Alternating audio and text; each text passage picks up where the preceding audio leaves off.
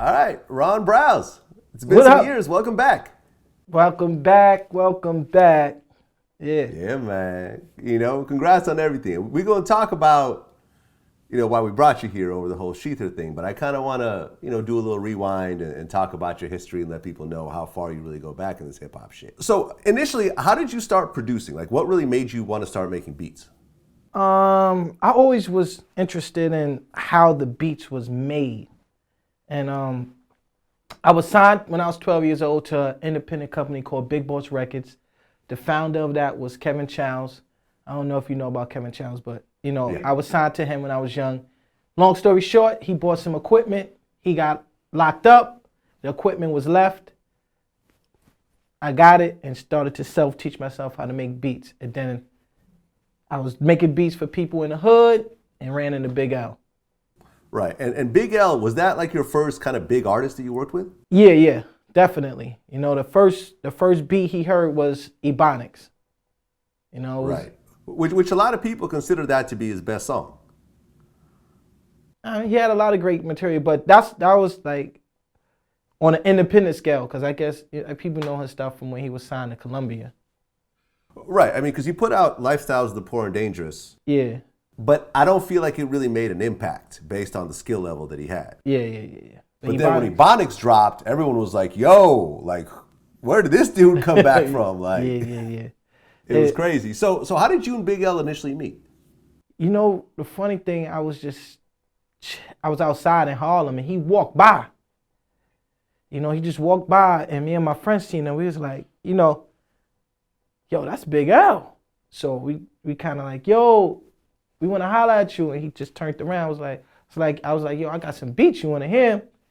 He was like, all right. We went up to my mom's crib and the first beat I played was Ebonics. And I put it on a cassette tape for him. And then he called me. He was like, yo, can I record it in your house to see how it sound? We recorded it, and I guess he must have let Fat Beats hear it, and then they gave us a budget to go to Premiere Studio. What was it, D&D at the time? Yeah, D&D. D&D Studios, and we went there and recorded it professionally. Okay, so when you initially had him hear Ebonics, did it have the Nas sample already on the hook? He had the idea in his head.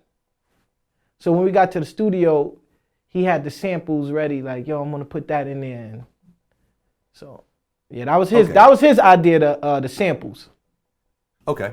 Yeah, the vocabulary skills. I want to say vocabulary spills. I'm ill. Yeah, I want to say he had the verses, but didn't have a beat for it.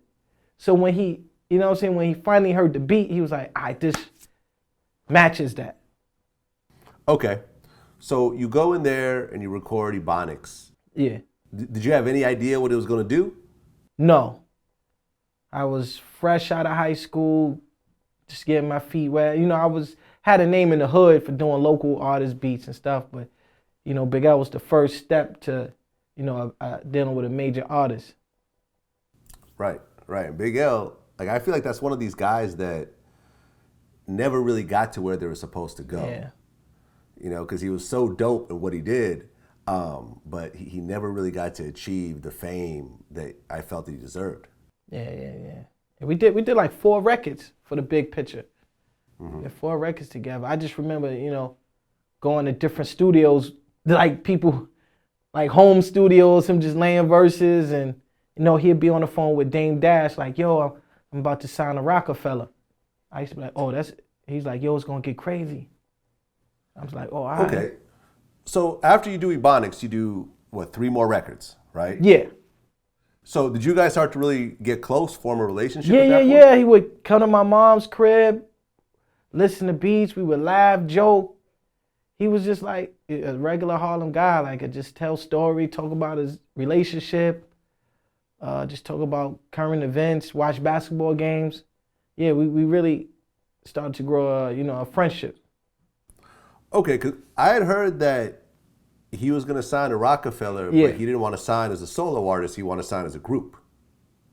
He probably did. I know McGruff was around. So he was going to sign to Roc-A-Fella, but he wanted to sign as a group called the Wolf Pack. Okay. Which was him, Herb McGruff, and C-Town. C-Town, yeah.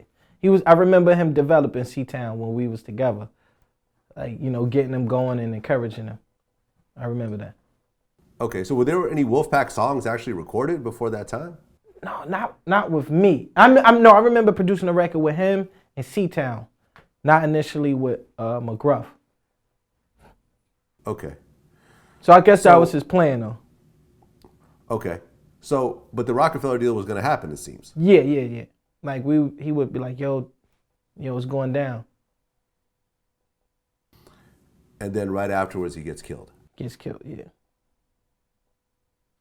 Like, where were you when you got the news that he got killed? I was in my mom's crib, and you know, somebody called me like, yo, you heard that Big L just got killed uptown? I was like, nah. Like, I just, you know, kind of like spoke to him. The last thing he said to me was like, yo, you want to come with me to LA? I never been to LA at that time, so I was like, yeah. That was the last thing I heard from him. Last thing. And I mean, his death was unsolved to this day. I mean, do you know what happened? Do you have any idea how he got killed or the situation around it? No, I had no idea what happened.